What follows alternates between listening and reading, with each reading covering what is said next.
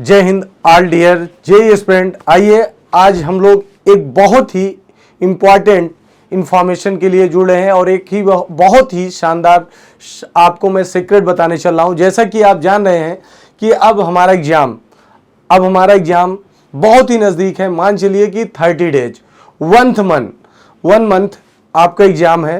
तो अब हम लोग देखते हैं कि हम लोग अभी किस जगह पे हैं, हमारी तैयारी कैसी है, हमारी तैयारी कितनी परसेंट हो चुकी है, 50% हो चुकी है, 60% हो चुकी है या 20% है। हम लोग मैथ के 25 क्वेश्चन में कितने कर पा रहे हैं, 4 कर पा रहे हैं, 5 कर पा रहे हैं, 10 कर पा रहे हैं, 12 कर पा रहे हैं, कितने कर पा रहे हैं। तो मैथमेटिक्स के लिए हम लोग प्रेजेंट हुए हैं last month revision strategy for JEE mathematics. आप जैसा कि थंबनेल देख रहे हैं, तो जैसा कि आपने देखा इसी पर्पस से हम लोग आज प्रेजेंट हुए हैं और मैं आपको इसके लिए एक ही बेहद इंफॉर्मेशन बताने चल रहा हूं। जैसे आपका जेईई 1 मंथ में आप जेईई के एग्जाम में मैथ में कैसे बेहतर करेंगे। तो सपोज दैट जैसे थोड़ी देर के लिए आप देखिए, आप वॉच करिए कि मान लिया जाए हमारा एग्जाम, यहाँ पे हमारा एग्जाम है और इस पॉइंट पर हम हैं या आप हैं, हमारे जेईई एस्पिरेंट्स हैं और इनके बीच का गैप लमसम हम लोग मान लेते हैं 30 डेज मात्र हमारे पास बचा है। मान लीजिए 2-4 दिन आगे पीछे का चक्कर छोड़िए, एक हम लोग अप्रॉक्स में ले लेते हैं। तो यहाँ पे अगर हम वॉच करें कि हमारी मैथ में तैयारी कितने परसेंट हो चुकी है, कितने परसेंट हमने मैथ में तैयारी कर लिया है, मैथ के हमारे कितने क्वेश्चंस हो जा रहे हैं। क्योंकि अब हम पूरा रिवीजन तो कर नहीं सकते, क्लास 11th पढ़ना है सर, क्लास 12th पढ़ना है, फिर उसको पूरा अभी जो है हम जितना किए हैं 1 by 1 रिपीट करें तो इसमें बहुत ज़्यादा टाइम लगेगा। फिजिक्स भी पढ़ना है, केमिस्ट्री भी पढ़ना है, मैथमेटिक्स भी पढ़ना है। मैथमेटिक्स में बहुत सारे पोर्शन बहुत टिपिकल है सर, कैसे करेंगे।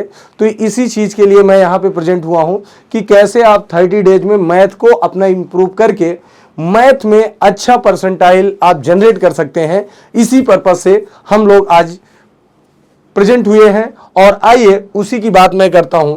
जैसे यहां पे आप हैं और अभी आपने एनालिसिस किया, एनालिसिस कैसे करेंगे कि आपकी मैथ कितने परसेंट तैयार है।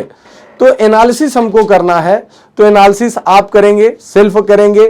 कैसे करेंगे, जैसे सपोज दैट आपने एनालिसिस किया कि मैथ में हमारा 40%, ये मान लिया जाए कि मैंने मान लिया कोई स्टूडेंट है उसका 20% कंप्लीट है और किसी का 40% कंप्लीट है, कोई 50% कर ले रहा है। ये बहुत बड़ी बात है। अगर इतना मैथ के क्वेश्चंस को आप सॉल्व कर ले रहे हो तो ये कैसे, आप कहेंगे सर इसको कैसे हम जज करेंगे।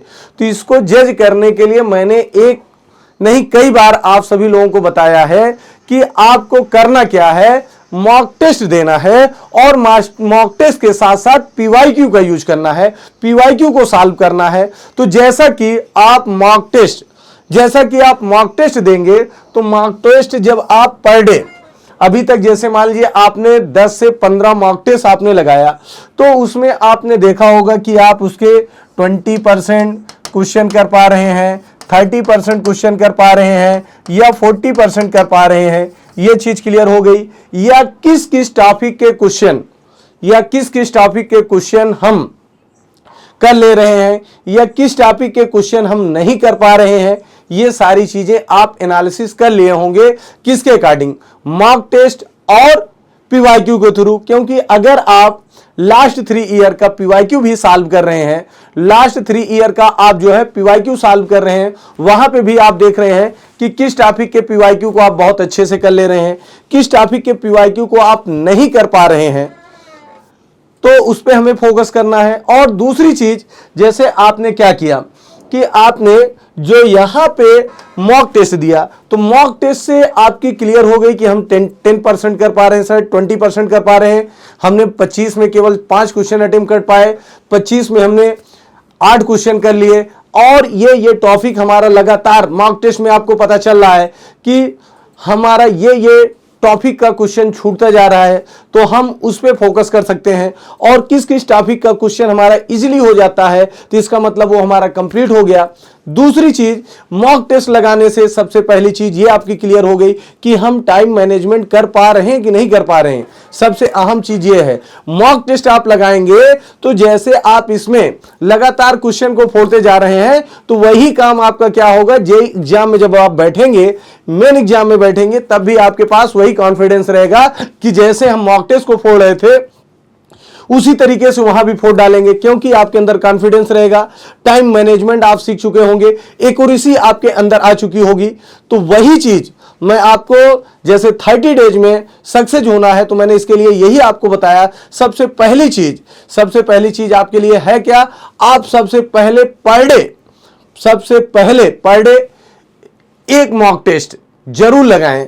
मैथ का, केवल अगर मैथ की बात अगर करूं मैं, तो कम से कम 50 क्वेश्चन आपको सॉल्व करना है, एक 25 क्वेश्चन मॉक टेस्ट का और एक 25 क्वेश्चन आपको पीवाईक्यू का, इसको आपको करना है। एक 25 क्वेश्चन मॉक टेस्ट और एक 25 क्वेश्चन आपको पीवाईक्यू में करना है। और इसको करने का जो आप टाइम बनाइए, तो मेरे अकॉर्डिंग जो है आपका 9 to 12 रखिए, क्योंकि जो आपका एग्जाम टाइम होगा, जैसे उसी टाइम आपका ब्रेन यहां पे सेट रहेगा, तो उसी तरीके से एग्जाम हॉल में भी आप क्या करेंगे, सेट रहेगा वहां पे। बट आपके साथ नहीं होगा, प्रॉब्लम नहीं होगी, क्योंकि जो एग्जाम टाइम है उसी टाइम पर आप अपना मॉक टेस्ट लगाना शुरू करिए।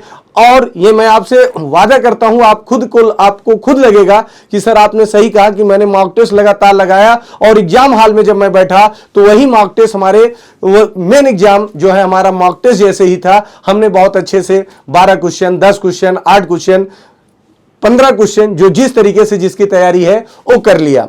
ये चीज हो गई। इसके साथ साथ मॉक टेस्ट जैसे ही हमने लिया, मैंने कहा ना कि मॉक टेस्ट सबसे ज्यादा इंपॉर्टेंट आपके लिए मॉक टेस्ट है।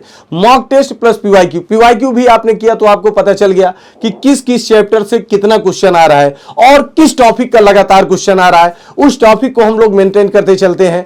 और अगली चीज, अगर मान लिया जाए मॉक टेस्ट हमने किया, तो अब एग्जाम हॉल में हम बैठे तो कुछ क्वेश्चन ऐसे होते हैं कि जो हमको नहीं आते, टिपिकल होते हैं। तो टिपिकल वाले क्वेश्चन को अब वहां पे हम बैठ के टाइम अपना स्पेंड करेंगे। तो अगर जब हमने मॉक टेस्ट यूज किया है, मॉक टेस्ट किया है, तो हमें पता है यार ये वाला टॉपिक मुझे नहीं आता, उसको डायरेक्ट हम स्किप करेंगे, आगे बढ़ेंगे, अगले क्वेश्चन को देखेंगे। तो इसीलिए मैंने आपको कई बार मैं बता चुका हूं कि मॉक टेस्ट बहुत इंपॉर्टेंट है। मॉक टेस्ट से आपका कॉन्फिडेंस प्लस टाइम मैनेजमेंट, ये सारी चीजें आपको मिलेंगी। उसी तरीके से आपका अगला जो है मैंने बताया पीवाईक्यू। वैसे तो पीवाईक्यू कम से कम आपको 5 ईयर का करना चाहिए। 5 ईयर के पूरे पीवाईक्यू आप कर डालेंगे। तो जब 5 ईयर के पीवाईक्यू आप कर डालेंगे तो मोस्टली, क्योंकि आपको पता है कि पीवाईक्यू से कम 25 में आप मान के चलो कि 15 से 17 क्वेश्चन आपके रिपीटेड होते हैं, आपके सेम पीवाईक्यू से रिलेटेड होते हैं। टॉपिक वही रहता है, मैथ में तो थोड़ा सा डिजिट इब्बट होती ही है, तो सेम कॉन्सेप्ट पे वही बनते हैं। तो आप समझिए कि अगर आपने 5 ईयर का पीवाईक्यू कर लिया तो यार यही आपके 15 क्वेश्चन, 25 में 15 क्वेश्चन आपके यहीं पे मिल गए। बाकी अगर आपने लगातार मॉक टेस्ट दिया, मॉक टेस्ट से अगर आपने 5 क्वेश्चन ही कर लिए, तो आपका 20 क्वेश्चन अगर आप मैथ में कर लेते हैं तो समझते हैं 99 परसेंटाइल बन जाएगा। बहुत बड़ी चीज आपके लिए हो जाएगी। तो इसीलिए कम से कम अब आपके पास जो कम से कम टाइम बचा है, 1 मंथ का टाइम बचा है, तो पर डे आप टारगेट करिए एक मॉक टेस्ट और कम से कम 25 क्वेश्चन का जो है आप एक पीवाईक्यू लगाएं। तो इससे आपकी सारी चीजें क्लियर होती जाएगी। और आपको जैसे जैसे आप पीवाईक्यू सॉल्व करेंगे, मॉक टेस्ट सॉल्व करेंगे, मॉक टेस्ट में पहले वाले मॉक टेस्ट में मान लीजिए आपने 20 में जो है 5 क्वेश्चन सॉल्व किया, आपने और थोड़ा सा मेहनत किया दूसरे दिन, तो दूसरे मॉक टेस्ट में 7 हो गया, तीसरे मॉक टेस्ट में 8 हो गया। इसी तरीके से अगर आपने एक एक क्वेश्चन भी इंक्रीज किया तो आपके पास अभी 30 डेज है। 30 मॉक टेस्ट में मैं वादा करता हूं आपसे कि आप जो है 15 क्वेश्चन बड़े इजीली तरीके से मैथ के कर लेंगे। तो डियर स्टूडेंट, इस चीज को ध्यान दीजिए क्योंकि टाइम बहुत कम है। अब आपको पता ही है कि आपके पास मैथ में हाई वेटेज वाले चैप्टर कई हैं। अगर तब भी ये नहीं कर पा रहे हो तो आप कम से कम हाई वेटेज वाले चैप्टर का ही पीवाईक्यू कर डालिए। जैसे हाई वेटेज वाले में होता क्या है सर जी, तो फंक्शन पहले आप उठा लीजिए, डिफरेंस और कैलकुलस पूरा आप देख लीजिए। कैलकुलस से भी क्वेश्चंस आप देख ही रहे हैं कि हर बार हर शिफ्ट में आ जा रहा है। उसके बाद आप मैट्रिक्स है, डिटरमिनेंट है, उसको उठा लीजिए। सीक्वेंस एंड सीरीज है, पी एंड सी है, बीटी बाइनोमियल थ्योरम है, क्वाड्रेटिक इक्वेशन है। तो इन सारी चीजों को भी अगर आप कर लेते हैं तो मैथ में आपका अच्छा परसेंटाइल बन सकता है इन 30 डेज में। आप 30 डेज में भी ऐसा कर सकते हैं।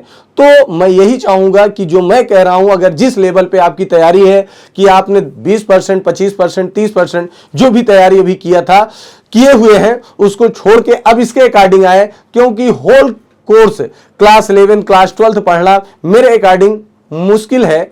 इतना जल्दी अब नहीं हो पाएगा, हम डिस्टर्ब हो जाएंगे। तो इसलिए कॉन्फिडेंस हमारा मेंटेन रहे और एग्जाम में हमें कॉन्फिडेंस के साथ ही बैठना है। तो कॉन्फिडेंस आपको कैसे मिलेगा, इसके लिए आप मॉक टेस्ट का सहारा लीजिए और पीवाईक्यू करिए। तो बस आज की हम अपनी क्लास को यहीं पे ब्रेक करते हैं, फिर नेक्स्ट क्लास में मिलते हैं। तब तक के लिए जय हिंद, थैंक यू।